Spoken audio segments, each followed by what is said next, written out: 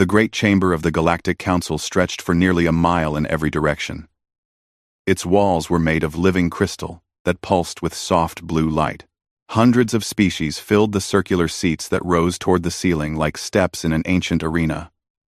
Some had scales, some had fur, some had no solid form at all, and floated in containment fields.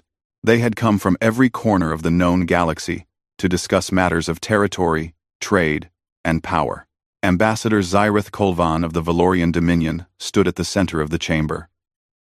He was tall and thin, with gray skin stretched tight over a skull that came to a sharp point at the back. His 4 eyes blinked in sequence as he waited for the noise to die down. Behind him, a massive holographic display showed a small, blue and green planet spinning slowly in the darkness of space. "Honored members of the Council," Xyrith began, his voice carrying easily through the chamber's perfect acoustics. "I come before you today with a simple request. The Valorian Dominion wishes to expand into Sector 447. This sector contains valuable mining resources that will benefit the entire galactic economy." A murmur ran through the assembled delegates. Sector 447 was on the outer rim of the galaxy, far from the busy trade routes and powerful empires. Most species had never even bothered to explore it. "There is, however, a small complication," Xyrith continued. He pressed a button on his wrist device, and the holographic display changed. Now it showed a creature standing upright on 2 legs. It had no scales, no claws, no visible weapons on its body. Its skin was soft and exposed. It had only 2 eyes, positioned on the front of its round head. "This is a human," Xyrith said. "They have recently colonized a world in Sector 447. They call it New Helsinki." The Drenari ambassador leaned forward. She was covered in thick green scales and had survived 3 assassination attempts. Very little surprised her anymore. "And what do you know of these humans?" she asked.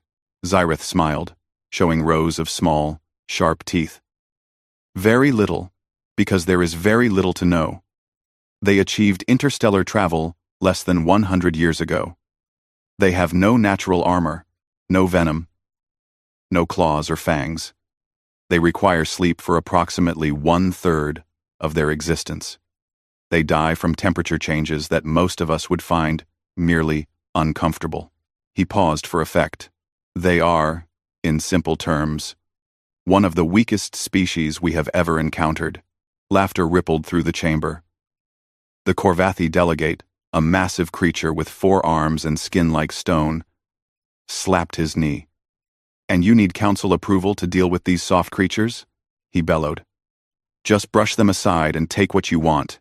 Xyrith nodded slowly. "That is precisely what I intend to do. But protocol requires that I inform the council before any military action against a spacefaring species, no matter how primitive. I am asking for formal approval to claim the human colony and its resources. If they resist, we will pacify them." The vote was quick. One by one, the species of the Galactic Council pressed their approval buttons. The motion passed unanimously. No one objected. No one asked questions. The humans were simply too small, too weak, and too far away to matter. As the delegates filed out of the chamber, the Drenari ambassador paused beside Xyrith. A word of caution. Ambassador," she said quietly. "I once read a file on these humans. They have an interesting history." Xyrith waved his hand dismissively. "All species have interesting histories. What matters is their capabilities, and their capabilities are nothing." The Drenari ambassador studied him for a long moment. "Perhaps," she said, "but the file mentioned something curious. These humans, on their homeworld, they were once prey, small and weak, as you say. Yet somehow, they became the dominant species. They killed creatures 10 times their size. They spread across every corner of their planet. They even killed each other in numbers that should have ended their species entirely. Yet they survived. Does that not concern you?" Xyrith laughed. "Old stories and legends. Every species has them. The Valorian Dominion has conquered 43 species. These humans will simply be number 44. The Drenari ambassador said nothing more. She simply walked away, her scales clicking against the crystal floor. She had tried to warn him. That would have to be enough. 12,000 light-years away, on a small planet covered in forests and lakes, a little girl named Sophia ran through her family's garden. She was 7 years old, with dark, curly hair and a gap where her 2 front teeth had fallen out. In her hands, she carried a piece of paper covered in colorful drawings. "Papa! Papa!" she shouted. "Look what I made at school today." Her father, Anders, looked up from the vegetables he was planting. He was a tall man with kind eyes and dirt on his hands. He had come to New Helsinki 15 years ago as part of the first wave of colonists. He had helped build the roads, the schools, and the hospitals. He had met his wife Maria here, and together they had created a life. "What do you have there, little one?" he asked, wiping his hands on his pants. Sophia thrust the paper toward him. It showed 4 stick figures holding hands under a yellow sun. "It's us," she said proudly. "That's you. And that's Mama. And that's baby Eric. And that's me." Anders felt his heart swell. He picked up his daughter and held her close. "It's beautiful," he said. "The most beautiful thing I've ever seen. We should hang it on the wall." From inside the house, Maria's voice called out, "Dinner is ready. Come inside before it gets cold." Anders carried Sophia toward the house. The sun was setting, painting the sky in shades of orange and pink. In the distance, he could see the lights of the colony's main city, beginning to flicker on. 30,000 people lived on New Helsinki now. It wasn't a big number by galactic standards, but to Anders, it felt like home. They sat down at the dinner table together. Maria had made stew with vegetables from their garden. Baby Eric sat in his high chair, making a mess with his food. Sophia talked endlessly about her day at school, about her friends, about a butterfly she had seen during lunch. It was an ordinary evening, a perfect evening. None of them noticed the stars beginning to disappear. One by one, blocked out by massive shapes descending through the atmosphere. The first explosion came without warning. The windows of the house shattered inward. Anders threw himself over Sophia, shielding her with his body. Maria screamed and grabbed Eric from his chair. The ground shook as more explosions rocked the colony. Through the broken window, Anders could see the sky filled with ships. They were enormous, each one larger than the colony's biggest building. Lights flashed from their undersides, and wherever those lights touched, fire erupted. "We have to run," Anders said, his voice steady despite the fear in his heart. "We have to get to the bunkers." They ran out into chaos. People were everywhere, screaming, crying, trying to find their loved ones. The ships above continued their bombardment without mercy. Anders saw a school collapse, children still inside. He saw a hospital take a direct hit. He saw people he had known for years turn to ash in an instant. He ran faster, holding Sophia's hand so tight that his knuckles turned white. The bunker was 3 blocks away. They were so close. Anders could see the entrance, could see other families rushing inside. Just a little further. Just a few more steps. The light hit them without warning. Anders felt nothing.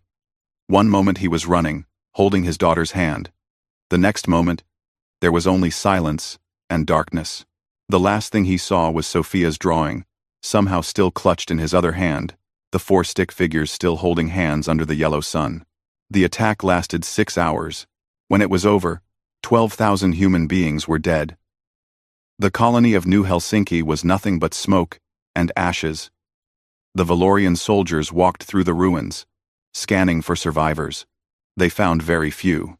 Admiral Torvex stood on the bridge of his flagship, the Eternal Dominion, and watched the destruction with satisfaction. The operation had gone exactly as planned. Minimal resistance, no casualties on the Valorian side. The humans had died like the weak creatures they were. "Send a message to Earth," he ordered. "Inform them that their colony has been claimed by the Valorian Dominion.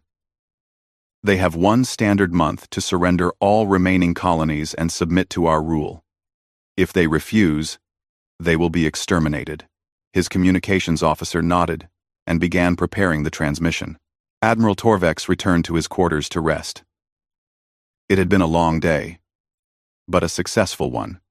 Soon, the Valorian Dominion would control all of Sector 447.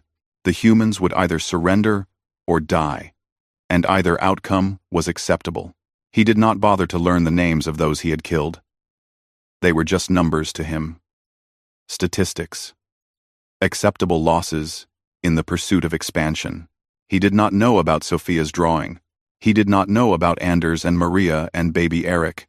He did not know that in the ashes of New Helsinki, a rescue team would eventually find that drawing, somehow preserved despite the flames. They would find it still clutched in the remains of a father's hand, and they would weep.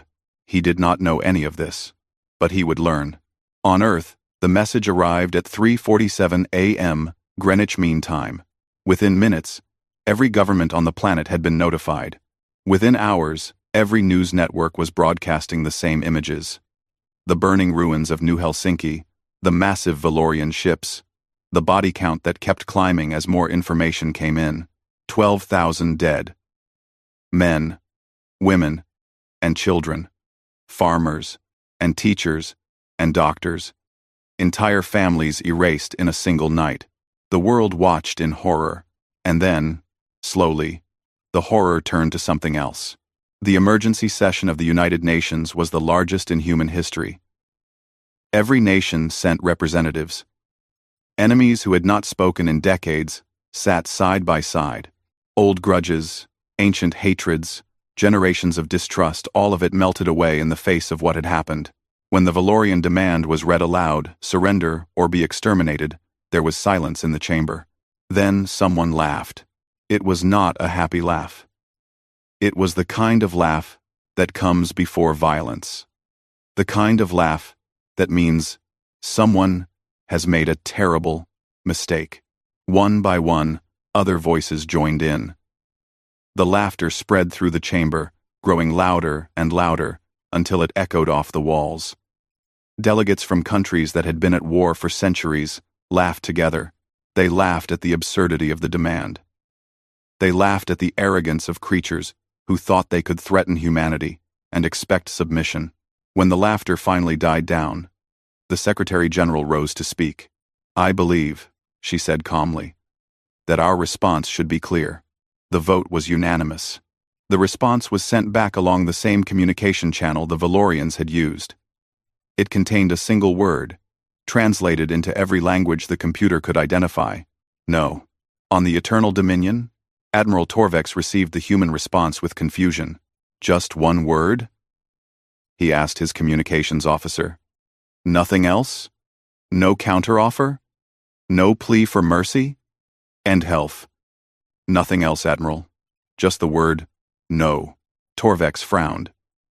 This was not how conquered species behaved. They usually begged. They bargained. They offered tribute, resources, anything to avoid destruction.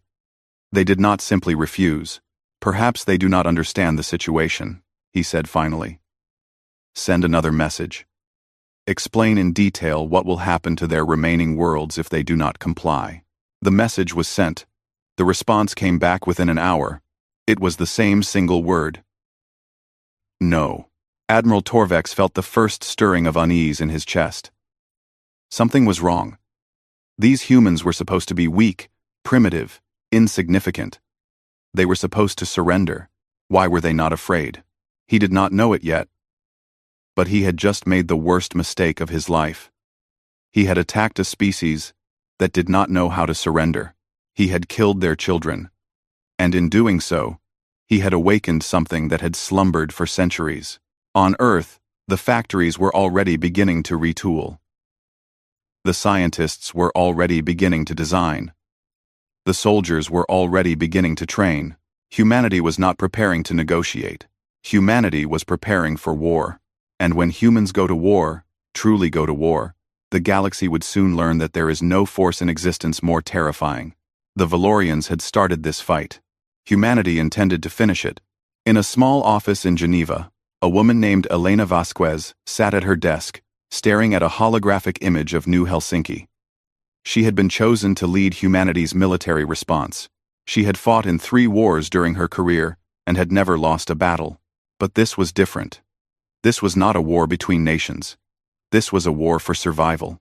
On her desk was a file containing photographs of every person who had died on New Helsinki.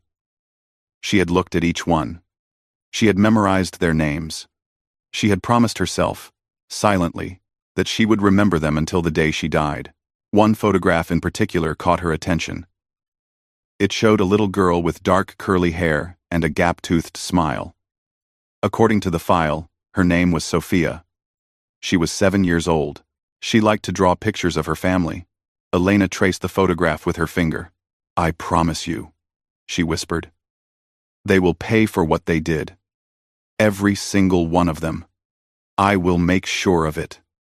Outside her window, the sun was rising over Geneva. Across the planet, the war machine of humanity was beginning to move. Ships that had been mothballed were being reactivated.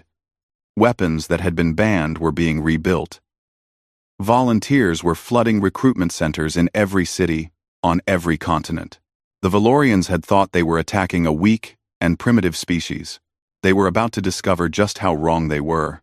The war had begun. The transformation of Earth happened faster than anyone thought possible. In the first 72 hours after the attack on New Helsinki, the emergency coalition was formed. Nations that had threatened each other with nuclear weapons just weeks before now shared military secrets freely. Factories that had built cars and televisions and children's toys shut down overnight and reopened to build weapons, armor, and warships. There was no arguing. There was no debate. There was no time for politics. 12,000 people were dead, and humanity had only one thought: make them pay. Elena Vasquez stood at the center of the Global Command Center, watching dozens of holographic displays show the progress of human industry. Every screen showed numbers climbing upward, weapons manufactured, ships completed, soldiers trained. The numbers grew every hour, every minute, every second. "Report," she said to her aide. A young man named Captain Torres, who had not slept in 3 days. Torres checked his tablet. Dark circles hung under his eyes, but his voice was steady. "We've converted 93% of heavy manufacturing to military production. 14 shipyards are now operational, with another 12 coming online within the week. We've had 47 million volunteers for military service. We can only train about 2 million in the time we have. But the rest are being put to work in factories and support roles." Elena nodded slowly. "And the weapons research? Progressing faster than expected. The physics teams have been working around the clock. They think they've found a way to improve our plasma weapons by about 60%. And the engineering corps has developed a new type of armor that should hold up better against Valorian fire." "How did they do it so fast?" Torres smiled grimly. "They're not sleeping, ma'am. None of them are. They say they'll sleep when the war is over." Elena looked at her aide more carefully. She saw the exhaustion in his eyes, the slight tremor in his hands. She saw the same thing in everyone she met these days. The entire species was running on anger and grief and determination. It should have been unsustainable. By every measure of human physiology, people should have been collapsing. They needed sleep. They needed rest. They needed time to process the trauma of what had happened. But they didn't stop. They couldn't stop. Every time someone felt tired, they thought of those 12,000 dead on New Helsinki. They thought of the children who would never grow up, the families that would never be whole again. And somehow, they found the strength to keep going. This was something the Valorians had not understood. They had calculated human endurance based on normal conditions. They had not accounted for what happened when humans were pushed beyond their limits. They had not accounted for rage. On the Eternal Dominion, Admiral Torvex was growing concerned. 2 weeks had passed since the attack on New Helsinki. He had expected human surrender within days. Instead, he had received nothing but silence. His scouts reported strange activity in human space, but they could not get close enough to see what was happening. The few that tried did not return. "I want a full intelligence report," he ordered his science officer, a thin female named Cethix, who specialized in analyzing alien species. "Everything we know about these humans, their psychology, their history, their capabilities. Something is wrong, and I want to understand what." Cethix worked for 3 days straight, gathering data from every source available to the Valorian Dominion. When she finally presented her report, Admiral Torvex wished she had taken longer. "The humans are more complex than we initially assessed," Cethix began, her voice careful and measured. "They evolved on a high-gravity world with extreme environmental conditions. They are not the strongest species on their planet, nor the fastest. They survived through 2 primary mechanisms." She pressed a button, and a holographic image appeared, showing a group of primitive humans chasing a large animal across an open plain. First, persistence hunting. Humans cannot outrun most prey, but they can outlast it. They simply follow their target for hours, sometimes days, until it collapses from exhaustion. Their bodies are designed for endurance over speed. Admiral Torvex shifted uncomfortably in his seat. "And the second mechanism? Pack bonding." Another image appeared, showing humans gathered around a fire, holding spears, and watching the darkness around them. Humans form intense emotional connections with their family groups. These connections drive them to extreme behavior when the group is threatened. They will sacrifice themselves for their pack. They will fight far beyond their physical limits. They will pursue threats until those threats are eliminated, regardless of the cost to themselves. "Interesting," Torvex said slowly. "But surely this applies only to their immediate family units. We attacked a colony, not a family." Cethix hesitated. "That is where the situation becomes concerning, Admiral. Human pack bonding is not limited to genetic relatives. They extend these bonds to friends, communities, even abstract concepts like nations or species. When we attacked New Helsinki, we did not simply kill 12,000 individuals. In the human mind, we attacked their entire species." "Their entire species?" "Yes, Admiral. Every human in existence now considers themselves to be under attack. Every human now views us as a threat to their pack. And there is more." Cethix pulled up another display, this one showing brain scans and chemical analyses. Human bodies produce specific chemicals during periods of extreme stress or anger. These chemicals suppress pain and fear. They allow humans to function without sleep for extended periods. They increase strength, speed, and aggression far beyond normal levels. Admiral Torvex stared at the data. "You're telling me that by attacking them, we've made them stronger?" "In a sense, yes. Under normal conditions, humans are relatively fragile. But under threat conditions, particularly threats to their young, they transform. Their historical records are filled with instances of individual humans performing impossible physical feats when their children were in danger. Lifting vehicles that should be too heavy, fighting through injuries that should be fatal, continuing to function long after their bodies should have stopped." The Admiral sat in silence for a long moment. Then he asked the question that had been forming in his mind since the beginning of this briefing. What happened to the other predators on their homeworld? The ones that were larger and stronger than the humans? Cethix looked at him with something that might have been fear. "The humans killed them, Admiral. All of them. Every major predator species on Earth was driven to extinction by humans. And they didn't just hunt them for food. Historical records indicate that humans would specifically target creatures that threatened their communities and pursue them until none were left. They have a word for it." "What word?" "Revenge." Admiral Torvex felt cold for the first time in his life. He had commanded fleets against 43 species.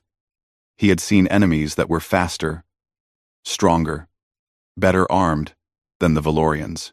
He had defeated them all, but he had never faced an enemy like this. an enemy that could not be intimidated, an enemy that would not stop, an enemy that would follow him across the galaxy if necessary, for years or decades or generations, until he was destroyed. "How long until we can expect a counterattack?" he asked. Sethix checked her calculations.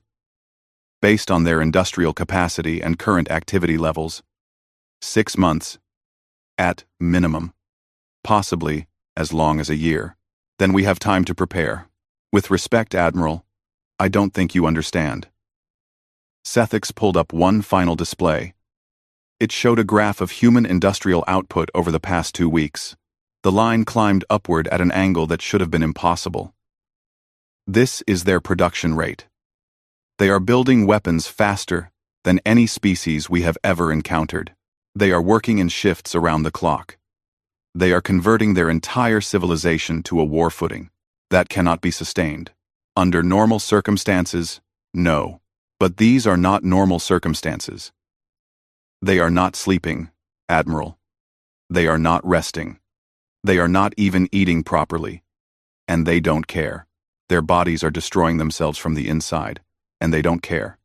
They will keep going until they either defeat us or die trying. Admiral Torvek stood up abruptly. That's enough. Prepare defensive positions throughout our territory. Increase scout patrols. I want to know the moment the humans make any move toward our space. Yes, Admiral. As Sethix left the room, Torvex walked to the window of his quarters and stared out at the stars. Somewhere out there, beyond the vast darkness of space, a species was preparing to come for him. He had thought this would be an easy conquest, a simple expansion into a weak territory. Another victory to add to the Valorian record. He was beginning to realize that he had made a terrible mistake. On Earth, Elena Vasquez addressed the human race. She stood in front of a camera in the Global Command Center, surrounded by screens showing fleet movements and production statistics. Behind her, a single image was displayed. The drawing that Sophia had made. 4 stick figures holding hands under a yellow sun. It had been recovered from the ashes of New Helsinki and had become the symbol of the war. Every screen on Earth, every device capable of receiving a signal, carried her message live. "Citizens of Earth," she began, her voice calm and steady. "Citizens of every human colony. You know why I am speaking to you today. You know what was done to our people on New Helsinki. You know what the Valorians demand of us." She paused, letting the weight of her words sink in. "They think we are weak. They think we will surrender. They think we will beg for mercy and offer ourselves as slaves to avoid destruction. They have studied our bodies and found them fragile. They have measured our technology and found it primitive. They have looked at us and seen prey." Her eyes hardened. "They are wrong." She turned slightly, gesturing to the production statistics behind her. "In 2 weeks, we have done what should have taken us years. We have united our entire species. We have rebuilt our industries. We have created weapons and ships and armor that will make the Valorians regret ever learning our name. And we have only just begun." She turned back to the camera. "Some of you are working in factories right now, building the weapons that will bring justice to New Helsinki. Some of you are training to fight. Some of you are caring for the children and families of those who have gone to war. Every single one of you has a role to play, and every single one of you is playing it." She stepped closer to the camera, her voice dropping to something almost intimate. "I know you are tired. I know you are grieving. I know that some nights you wonder if we can really do this. If we can really stand against an empire that has conquered 43 species and never lost." Quote. She smiled then, a cold and terrible smile. "Let me tell you something about those 43 species. They surrendered. They saw the Valorian fleet, and they calculated the odds, and they decided that fighting was not worth the cost. They valued their lives more than their pride, their freedom." She shook her head slowly. "We are not like them. We have never been like them. When someone threatens our families, we do not calculate odds. We do not weigh costs. We do not surrender. We fight. We fight until we win, or until there is no one left to fight. This is who we are. This is who we have always been. She pointed at the drawing behind her. Sophia was 7 years old. She drew this picture for her father on the last day of her life. 4 stick figures holding hands under a yellow sun. A family. Her family. One of 12,000 families that were destroyed by the Valorians. Her voice cracked slightly, the first sign of emotion she had shown. We will remember them. Every single one. We will carry their names into battle. We will speak them before every engagement. And when we finally stand victorious over the Valorian dominion, we will make sure that the galaxy never forgets what was done here. She straightened, composing herself. The Valorians wanted a war. They thought it would be easy. They thought we would break. She leaned toward the camera one final time. They have no idea what they have unleashed. They attacked our children. They murdered our families. And now, they will learn what humanity does to those who threaten what we love. She stepped back. We are coming for them. Every ship, every soldier, every weapon we can build. We will not stop. We will not rest. We will not forgive. Her final words echoed across every human settlement in the galaxy. They wanted war. Now they will have it. And when it is over, the galaxy will know that humanity is not prey. We are the predators. We always have been. And the Valorians have just made themselves our prey. The transmission ended. Across human space, in factories and training camps and shipyards, people watched in silence. Then, as one, they turned back to their work. The machines hummed louder. The weapons were built faster. The ships launched sooner. Humanity was awake, and it was hungry for revenge. On the Eternal Dominion, Admiral Torvex watched the human broadcast with growing horror. He had seen war speeches before. He had seen species try to rally their populations against the Valorian threat, but he had never seen anything like this. There was no pleading in the human commander's voice, no fear, but inevitable. And behind her, that child's drawing. Those 4 simple figures, holding hands under a yellow sun. The Valorians had destroyed thousands of such families, and they had turned their destruction into a rallying cry. Admiral, his communications officer said hesitantly, should we respond? Perhaps if we offered terms, open negotiations. Torvex shook his head slowly. You heard her. They are not interested in negotiations. They are not interested in terms. They want one thing. What is that, Admiral? Torvex turned away from the screen, his 4 eyes troubled. Us. They want us. All of us. Every Valorian who was involved in the attack on New Helsinki. Every commander who approved the operation. Every soldier who fired a weapon. He sat down heavily in his command chair. And I am beginning to think that they will not stop until they have us. The bridge was silent. Somewhere in the darkness of space, the human war machine continued to build. Ships were completed. Weapons were tested. Soldiers finished their training and prepared to fight. The Valorians had started this war, but it would be the humans who finished it. The first sign that something was wrong came at 03:00 hours, station time. Kethris 7 was a mining outpost on the edge of Valorian space. It was a small installation, home to approximately 3,000 workers and 500 soldiers. The asteroid it occupied was rich in rare minerals that powered the Valorian war machine. It was considered a safe posting, far from any combat zone. Private Venth was on guard duty when the lights went out.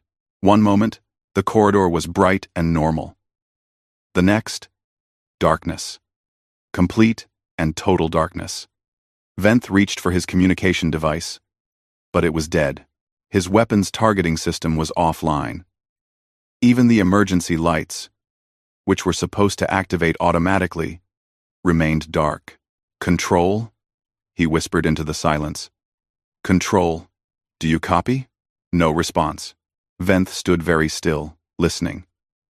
His species had evolved on a dim world, and his eyes adjusted faster than most. After a moment, He could make out shapes in the darkness. The walls, the floor, the ceiling, and something else. A figure at the end of the corridor. Tall, bipedal, standing perfectly still.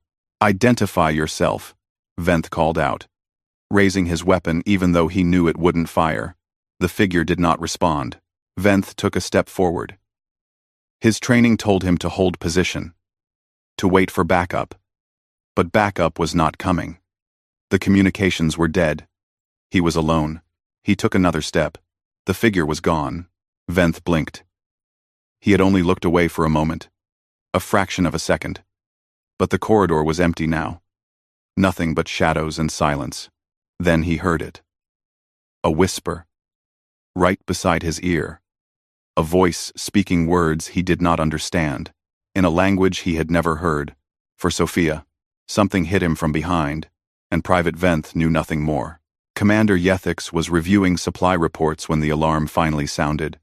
It had taken almost an hour for anyone to realize something was wrong. By then, it was already too late. "Report!" he barked as he strode onto the command center. "What's happening?" His communications officer looked up with terror in his eyes. "We've lost contact with 17 guard posts.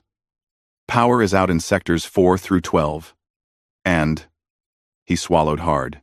"We've found bodies, Commander." "How many?" 43 so far. All killed silently. No weapon fire. No signs of struggle. They were just eliminated. Yethix felt cold. 43 soldiers, dead without a fight, on a station that should have been secure. Do we know who's responsible? Security footage is offline, but we managed to restore a few seconds from one camera. The officer pressed a button, and a holographic display flickered to life. The footage was grainy and dark, but Yethix could make out the shape of a corridor. 2 Valorian guards stood at their posts, weapons ready. Then, moving so fast it was almost a blur, something emerged from the shadows behind them. 2 quick movements, and both guards fell. The figure paused, looking directly at the camera. It was a human. Its face was covered in dark paint, stripes of black and green that made it almost invisible in the low light. Its eyes were cold and empty. The human raised one hand toward the camera in a gesture Yethix did not understand. Then, the footage ended. "How many of them are there?" Yethix asked. "We don't know, Commander. Our sensors are offline. But based on the pattern of attacks," the officer hesitated, "we think there might be as few as 12. We think there might be as few as 12. 12? Yethix could not believe what he was hearing. 12? Humans have done all this? They're not normal soldiers, Commander. They move through our station like ghosts. They don't use our corridors. They travel through maintenance shafts, air ducts, spaces we didn't even know existed. And they..." He stopped. "They what?" "They don't stop, Commander. We've shot some of them. Confirmed hits. But they keep fighting. One of them took a plasma bolt to the shoulder and kept going for 6 more hours. We only know because we found blood trails, human blood, but no bodies. They carry their wounded with them." Yethix sat down heavily. This was not war as he understood it. This was something else entirely. These humans were not fighting according to any rules he knew. They were fighting like predators, hunting prey, and he was beginning to realize that on this station, the Valorians were the prey. Sergeant Maria Chen moved through the darkness like a shadow. She had been on Kethris 7 for 16 hours now. 16 hours without sleep, without food, without rest. Her shoulder burned where the plasma bolt had grazed her, but she had sealed the wound with medical foam and kept moving. There would be time to rest later. There would be time to heal later. Right now, there was only the mission. Her squad had been the first to respond to the call for volunteers. Special forces, the most elite soldiers humanity had. They had trained for years to fight in the darkness, to kill without sound, to appear and disappear like ghosts. But training was one thing. This was real. Maria paused at an intersection, listening. Her hearing had adapted to the silence of the station, and she could detect sounds that would have been inaudible under normal conditions. Footsteps. Far away. Valorian footsteps, heavy and careless. She signaled to her team. 2 fingers, pointing left. Move. Silently. Take them down. They obeyed without a sound. 3 shadows flowing through the darkness, converging on the enemy patrol from multiple angles. The Valorians never knew what hit them. Maria stepped over the bodies without looking at them. She had stopped seeing faces hours ago. All she saw now were targets, obstacles between her and the mission objective. Deep in her mind, a voice whispered names. Not the names of the Valorians she was killing. Other names.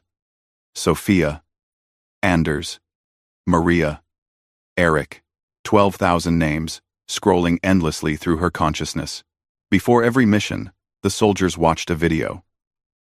It showed the faces and names of everyone who had died on New Helsinki.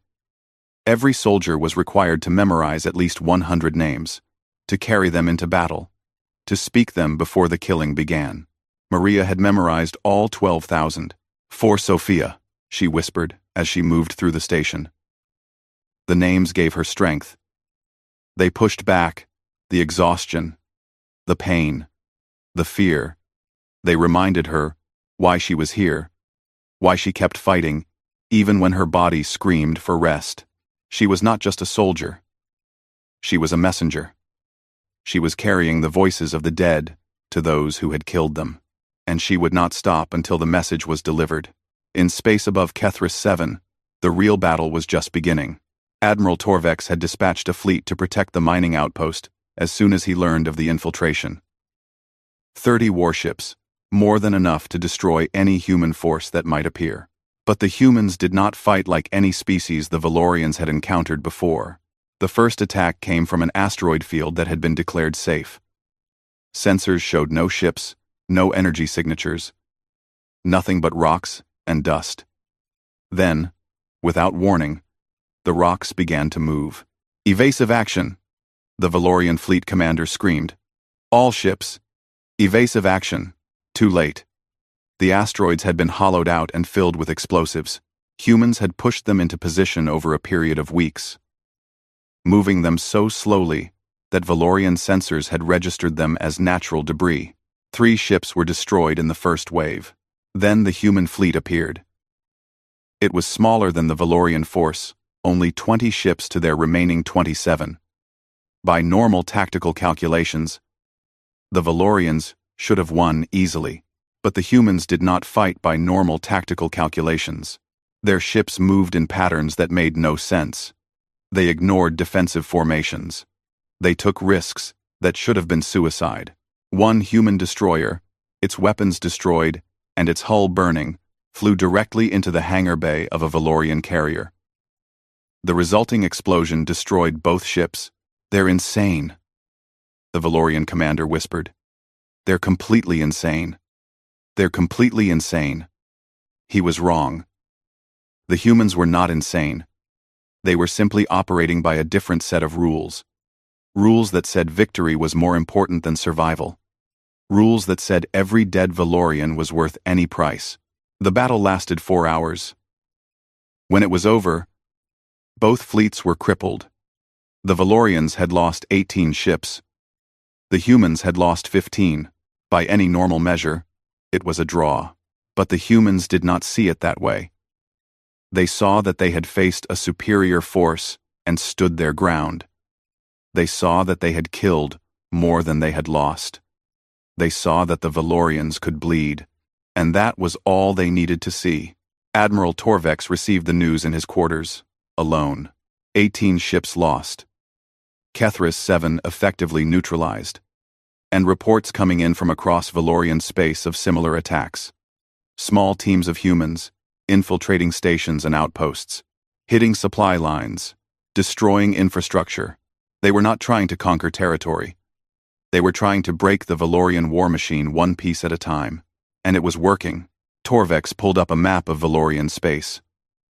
Red dots marked the locations of confirmed human attacks. There were dozens of them, scattered across the entire territory. The humans had struck everywhere at once, spreading Valorian forces thin, making it impossible to concentrate defenses. "How are they doing this?" he asked the empty room. "How are they fighting on so many fronts at once?" He knew the answer, even if he did not want to admit it. The humans were not fighting as separate units. They were fighting as one organism. Every attack, every infiltration, every battle was coordinated. Information flowed between human forces in real time. They adapted their tactics moment by moment, responding to Valorian movements before the Valorians even knew they had moved. It was as if the entire human species had become a single predator, and the Valorians were its prey. Torvex opened a file that Sethix had given him weeks ago. A file about human persistence hunting, about how humans had once chased their prey for days, never stopping, never resting, following the trail until the prey collapsed from exhaustion. That was what was happening now. The humans were not trying to win a single, decisive battle. They were trying to wear the Valorians down, to cut their supply lines, to destroy their infrastructure, to make them run and run until they could run no more. And the worst part was, it was working. Valorian soldiers were beginning to break. Not from the fighting itself, but from the fear. They never knew when the humans would appear. They never knew which shadow might contain a killer. They slept with one eye open, jumping at every sound. The humans had turned the war into a hunt, and the Valorians were learning what it felt like to be hunted. On the human flagship Remembrance, Elena Vasquez reviewed the latest reports with grim satisfaction. The war had been going on for 8 months now. 8 months of constant fighting, constant pressure, constant loss. Human casualties were mounting. Ships were being destroyed faster than they could be built. Resources were running low, but they were winning. Admiral Chen's forces have secured the Kethris sector, Captain Torres reported. The Valorian supply lines have been cut. Their fleet is pulling back to defensive positions. Elena nodded. And the ground operations? Proceeding according to plan. We've liberated 3 mining colonies and destroyed 4 military installations. Valorian morale is collapsing. Their soldiers are surrendering in increasing numbers. Not enough, Elena said quietly. Torres looked at her uncertainly. Ma'am, it's not enough. Surrenders don't bring back the dead. Destroyed ships don't rebuild New Helsinki. We need to end this war. Decisively. Completely. She pulled up a holographic map of Valorian space. At its center, a single world glowed with a soft purple light. Valoria Prime. Their homeworld. The center of their civilization. As long as it stands, they'll keep fighting. They'll rebuild their fleets, train new soldiers, and come for us again. Torres swallowed. You're talking about an invasion of their homeworld. I'm talking about ending the war. Elena turned to face him. I don't want to kill civilians. I don't want to destroy their culture. I just want to make sure they can never threaten humanity again. And if they don't surrender? Elena's eyes hardened. Then we keep fighting until they do. However long it takes. However many it costs. We will not stop until this is over. She turned back to the map. Begin planning the final offensive. I want a complete battle plan within the month. Every ship, every soldier, every resource we have. We're going to hit them with everything we've got. Yes, ma'am. Torres left to carry out his orders. Elena remained alone on the bridge, staring at the holographic image of Valoria Prime. In her hand, she held a small piece of paper. A child's drawing, showing 4 stick figures, holding hands under a yellow sun. She had carried it with her since the beginning of the war. It had become worn and creased from constant handling. But the image was still clear. Almost there, she whispered. Almost there, somewhere in the darkness of space, the human war machine continued its relentless advance. Ships moved into position. Soldiers prepared for the final battle. The noose around Valorian space tightened day by day. The hunt was almost over, and the prey had nowhere left to run. The Galactic Council chamber had never been so quiet. Ambassador Zyrith Kolvan stood at the center of the room, in the same spot where he had requested permission to attack the humans 2 years ago. But everything else had changed. His gray skin was pale and sickly. His 4 eyes were bloodshot from lack of sleep. His robes, once pristine and carefully arranged, were wrinkled and stained. He looked like a creature that had been hunted. "Honored members of the council," he began, his voice cracking. "I come before you today to request assistance. The Valorian Dominion is facing a threat unlike anything we have ever encountered. The humans. The humans must be stopped." A murmur ran through the assembled delegates. They had all heard the stories. They had all seen the reports. For 2 years, they had watched from a safe distance as the Valorian Dominion was slowly torn apart. The Drenari ambassador leaned forward, her green scales catching the light. "Ambassador Zyrith, perhaps you could remind the council of how this situation began." Zyrith's face twisted. "That is not relevant to the current crisis. What matters is that the humans are advancing toward our homeworld. Their fleet grows larger every day while ours grows smaller. They fight without mercy, without restraint, without any regard for their own lives. Without mercy," the Drenari ambassador repeated slowly. "Without restraint. Interesting words, Ambassador. Tell me, how would you describe the attack on New Helsinki?" 1. The chamber fell silent. Zyrith stood frozen. He knew what she was doing. She was making him confront the truth that he had spent 2 years trying to avoid. The truth that every species in this chamber already knew. "That was different," he said finally. "That was a military operation. A strategic necessity. A military operation." The Drenari ambassador's voice was cold. "Against civilians. Against families. Against children. We did not know. You did not care." The words cut through the chamber like a blade. "You saw a weak species on a planet you wanted, and you decided to take it. You killed 12,000 people, including infants, and you expected them to surrender. You were wrong." She stood up, her scales clicking against each other. "Every species in this chamber has read the intelligence reports on humans. We know what they are. We know what they are capable of. Most of us chose to avoid their space precisely because we understood the danger of provoking them." She pointed at Zyrith. "You were warned. I warned you myself. In this very chamber. 2 years ago. I told you that humans had an interesting history. I told you that they had killed every major predator on their homeworld. You dismissed my concerns. You said they were just stories. How was I supposed to know? You were supposed to listen." The Drenari ambassador's voice rose to a shout that echoed through the chamber. "You were supposed to think before you acted. You were supposed to consider the possibility that a species that had conquered its own planet might be more dangerous than you assumed." She sat down heavily, composing herself. "I have no sympathy for you, Ambassador. None of us do. You started this war, and now you expect us to finish it for you. But we will not. We cannot. Because if we intervene on your behalf, we will be next." The Korvathi delegate, the massive 4-armed creature who had laughed at the idea of humans being a threat, spoke up. "She is right. We have studied their history. These humans, they once fought a war amongst themselves that killed 70 million of their own kind. 70 million. And they kept fighting. They never stopped. They never surrendered. They just kept killing until one side was destroyed." He shook his huge head. "They are different from us. Different from any species we have ever encountered. They do not fight for territory or resources. They fight for ideas, for emotions, for revenge. And there is nothing more dangerous in this galaxy than a creature that fights for revenge." Zyrith looked around the chamber desperately. "There must be something you can do.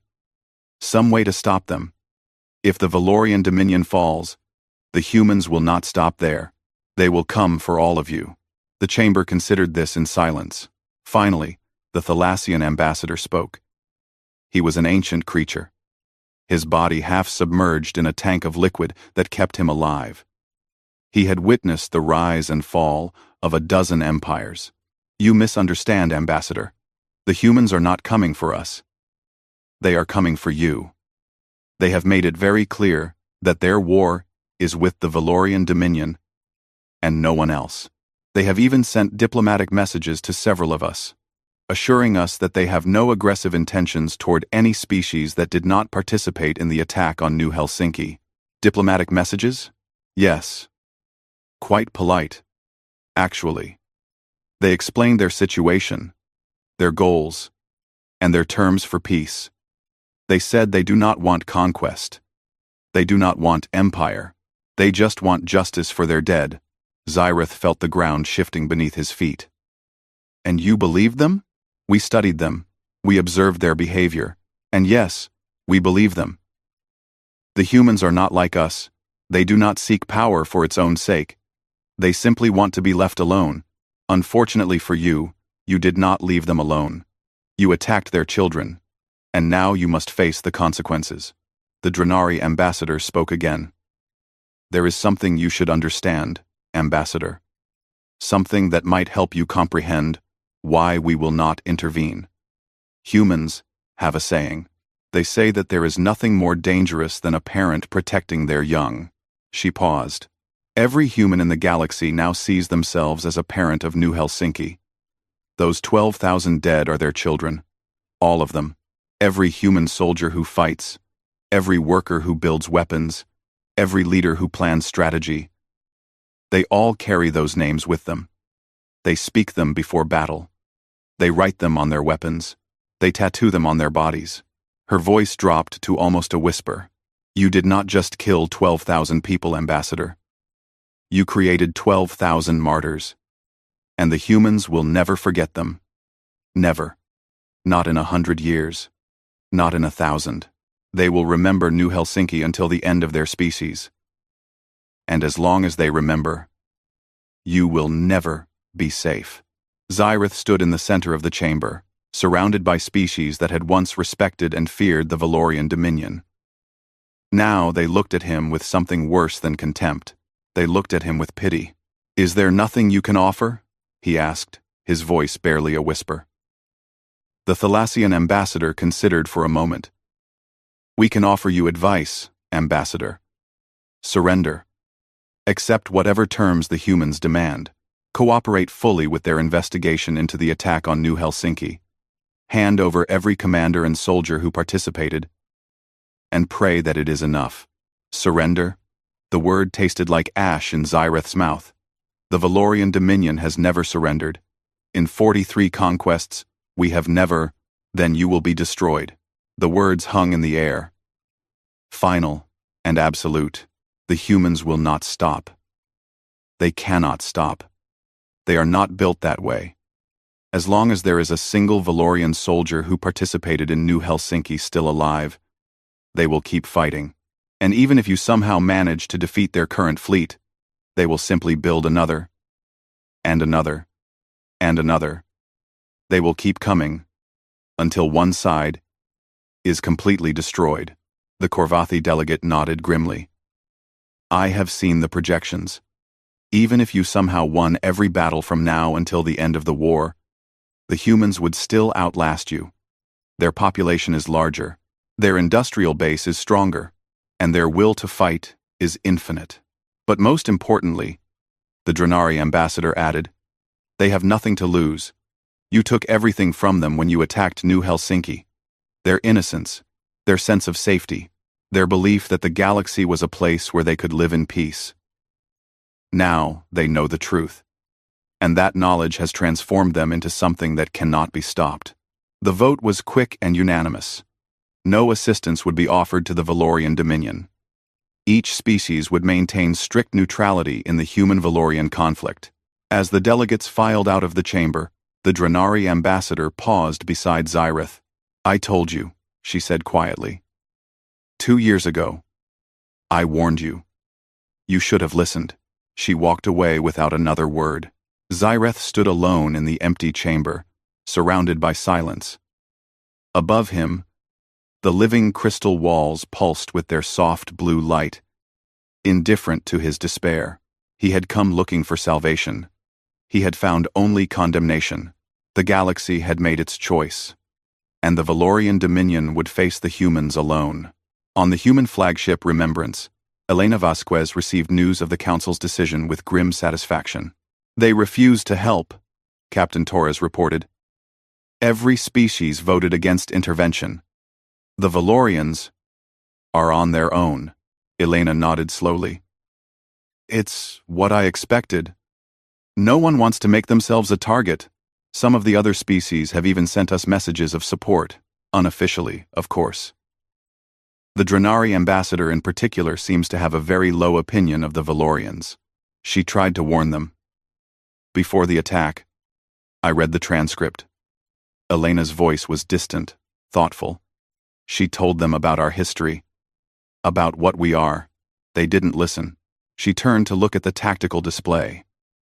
The human fleet was massed at the edge of Valorian space, ready for the final push. 2 years of fighting had brought them here. 2 years of blood and tears and sacrifice. How many have we lost? She asked. Torres checked his tablet. Total casualties since the beginning of the war: 412,000 military personnel, 63,000 civilians, 1,247 ships destroyed, nearly 500,000 people gone. In the pursuit of justice for 12,000. Was it worth it? Elena knew what some people thought. She knew there were voices back on Earth who questioned the war, who wondered if the cost was too high. They said humanity should have accepted a peace treaty. They said continuing to fight was just stubbornness, pride, revenge. Maybe they were right. But then she looked at the drawing in her hand. The 4 stick figures. The yellow sun. The family that would never be together again. And she knew that stopping was not an option. The Valorians are preparing their final defense, Torres continued.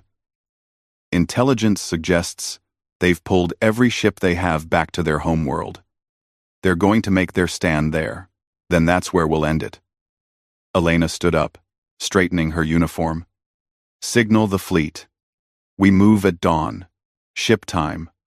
All units. Full combat readiness. Yes, ma'am. As Torres left to carry out his orders, Elena walked to the observation window and looked out at the stars. Somewhere out there, beyond the darkness, was Valoria Prime. The heart of an empire that had killed her people. The home of a species that had thought they could attack humanity without consequences. They had been wrong. In a few days, the war would be over. One way or another. Elena closed her eyes and thought of Sophia. The little girl with dark, curly hair and a gap-toothed smile. The girl who had died before she ever had a chance to grow up. We're almost there, she whispered. I promised you. I'm keeping my promise. When she opened her eyes, they were hard and cold. She was done mourning. Done questioning. Done wondering if what she was doing was right. The Valorians had started this war. She was going to finish it. Across the galaxy, in homes and ships and stations, other species watched and waited. They watched the human fleet gather. They watched the Valorian defenses strengthen. They watched 2 civilizations prepare for a final battle that would determine the future of an entire sector of space. And they learned that humans were not the soft, weak creatures they had assumed. They learned that attacking human civilians, especially children, was the worst possible mistake a species could make. They learned that humans did not forget, did not forgive, and did not stop. Most importantly, they learned to fear, not the fear of being conquered, not the fear of being enslaved, a different kind of fear. The fear of awakening something that should have been left sleeping. The fear of provoking a species that would follow them across the stars for generations if necessary. The humans had a word for it. The intelligence reports said. They called it a grudge, an injury that was remembered and repaid, no matter how long it took. The galaxy had seen many wars. It had seen empires rise and fall. It had seen species fight for territory, resources, power. But it had never seen a species fight like this. With this focus, with this intensity, with this complete and absolute refusal to accept anything less than total victory. The humans were terrifying not because of their strength, but because of their will. They simply would not stop, could not stop. They would keep fighting until they won, or until they were all dead. And the Valorians were about to learn that lesson firsthand. On 1,000 worlds, in 100 species, the same thought formed. Never attack the humans. Never threaten their families. Never give them a reason to hunt. Because if you did, there was no force in the galaxy that could protect you from what came next. The humans were coming, and the galaxy held its breath. Valoria Prime burned, not from weapons fire, though that too rained down from the sky. The planet burned with the light of 1,000 human ships, their engines blazing like artificial suns as they descended through the atmosphere. For 2 days, the battle had raged in orbit. The Valorian Defense Fleet, the largest armada their species had ever assembled, had fought with the desperation of the doomed. It had not been enough. Admiral Torvex stood on the bridge of the Eternal Dominion, watching his world die. His flagship was crippled, its weapons destroyed, its engines failing. Around him, the wreckage of his fleet drifted in silent testimony to the failure of everything he had believed. 43 species. The Valorian Dominion had conquered 43 species over centuries of expansion. They had built an empire that stretched across an entire sector of space. They had believed themselves invincible. That belief had lasted exactly 2 years, 4 months, and 17 days. That was how long it had taken the humans to tear it all down. "Admiral," his communications officer said weakly, "the humans are broadcasting a message. They want to speak with you." Torvex almost laughed. "Now they want to talk? After they have destroyed everything? They say they want to discuss terms of surrender." "Our surrender?" "No, Admiral. Theirs." Torvex blinked all 4 of his eyes in confusion. "They are not offering to surrender, Admiral. They are offering us the opportunity to surrender. Before things get worse." "As now." Torvex stared at the communication officer for a long moment. Then, despite everything, he felt a spark of hope. Perhaps this could end without the complete destruction of his species. Perhaps the humans were finally ready to negotiate. "Put them through," he ordered. The holographic display flickered to life. The face that appeared was the same one he had seen in countless intelligence briefings. Elena Vasquez, Supreme Commander of Human Forces. She was older now than she had been at the start of the war. Gray streaked her dark hair, and lines of exhaustion marked her face. But her eyes were the same. Cold, determined, utterly without mercy. "Admiral Torvex," she said, "I assume you know why I am calling. You wish to discuss terms. I wish to end this war, on our terms. You have one chance to accept them. If you refuse, we will continue until there is nothing left of your civilization." Torvex felt his hope dying. "And what are your terms?" "First, complete and unconditional surrender of all Valorian military forces. Your ships will be disarmed. Your soldiers will be detained. Your weapons factories will be dismantled.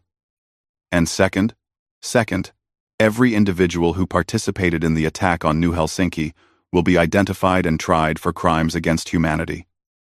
This includes you, Admiral. This includes every officer in your chain of command. This includes every soldier who fired a weapon that day." Torvex felt cold. "You want us to hand over our own people for execution?" "I did not say execution." Vasquez's voice was sharp. "We will conduct fair trials. Evidence will be presented. Defense will be allowed. Those found guilty will face punishment according to the severity of their crimes. Death is possible for those who gave the orders. Prison for those who followed them. But all of them will face justice. And if we refuse, then we will take them by force, and the process will be significantly less gentle."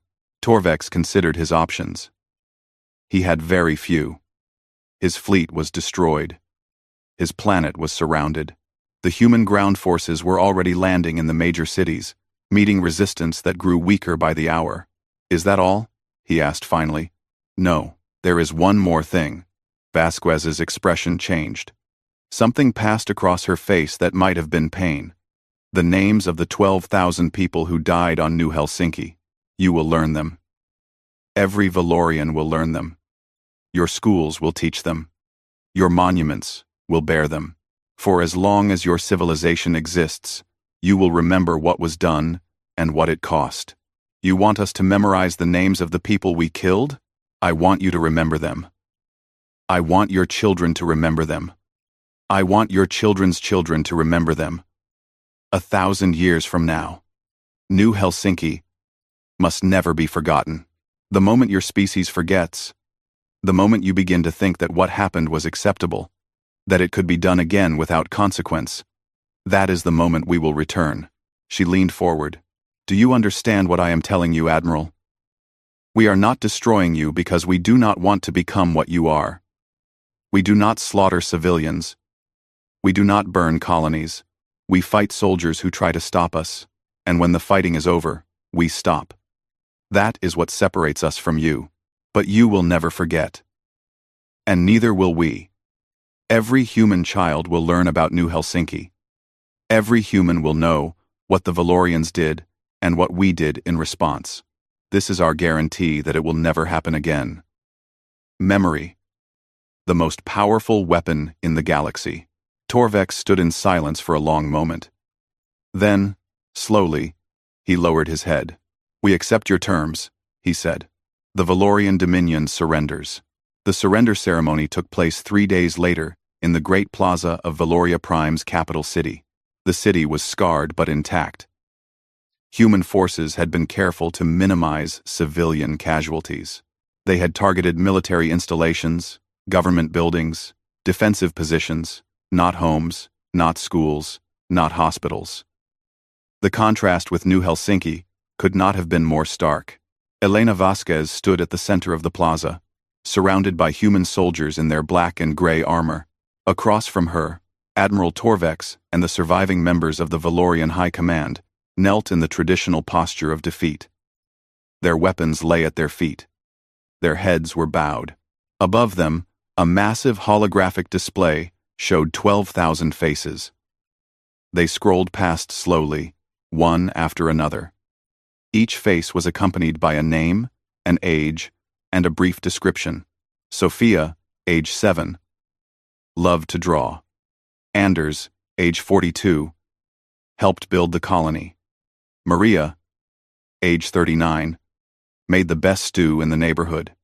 Eric, age 2. Had just learned to walk. The faces continued to scroll as Vasquez spoke. "We gather here today to mark the end of a war that should never have begun. 2 years ago, the Valorian Dominion attacked a peaceful human colony. They killed 12,000 people, including 4,000 children. They expected us to surrender." She paused, letting the words hang in the air. They were wrong. She gestured to the faces above her. "These are the dead of New Helsinki. Farmers and teachers and doctors, mothers and fathers and children. They did not die in battle. They did not die fighting for conquest or glory. They died in their homes, in their schools, in their beds. They died because the Valorian Dominion decided that their lives did not matter." Quote. She turned to face Torvex directly. "Admiral Torvex, you commanded the fleet that destroyed New Helsinki. You gave the order to fire on civilian targets. You are responsible for the deaths of 12,000 innocent people." "I understand," Torvex said, his voice barely audible.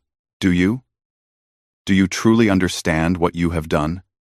Can you look at those faces and comprehend the weight of their loss?" Torvex raised his head slightly.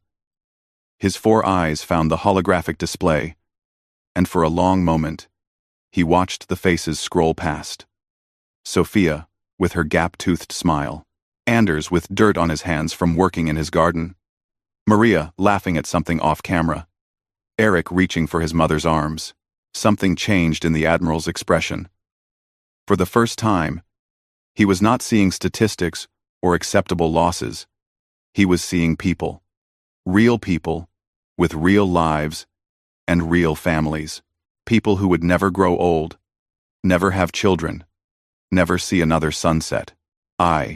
His voice cracked. I did not know them. I did not think of them as people. They were just numbers. Obstacles to be removed. And now? Torvex looked at the faces again.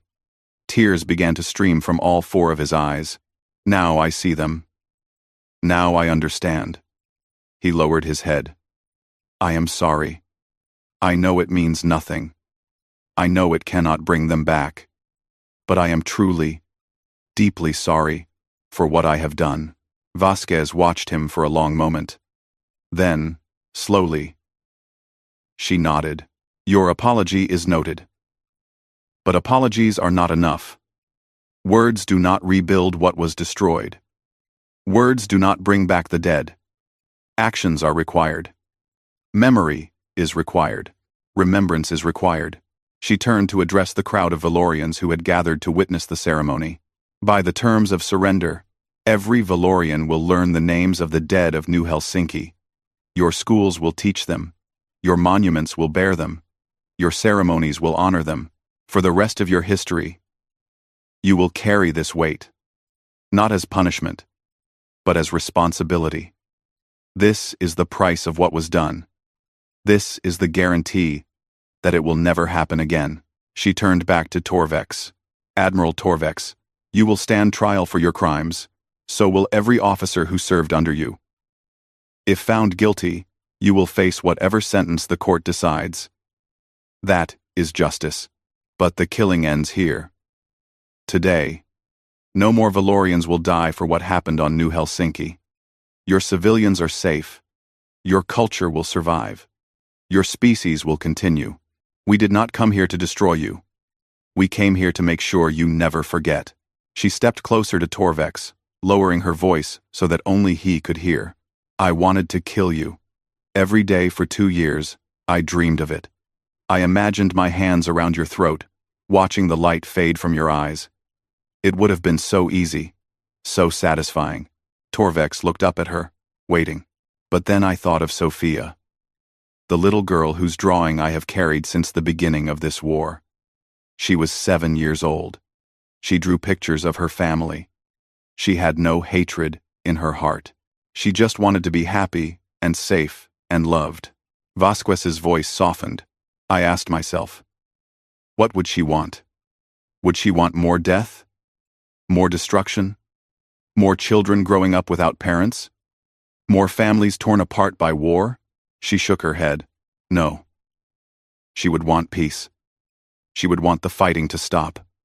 She would want us to be better than those who hurt her. She stepped back. So that is what we will do. We will be better. We will show mercy where you showed none.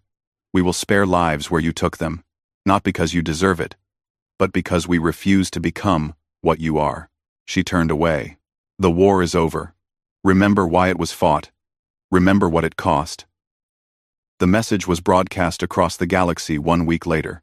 Every species, every world, every ship received it simultaneously. It was not a threat. It was not a demand.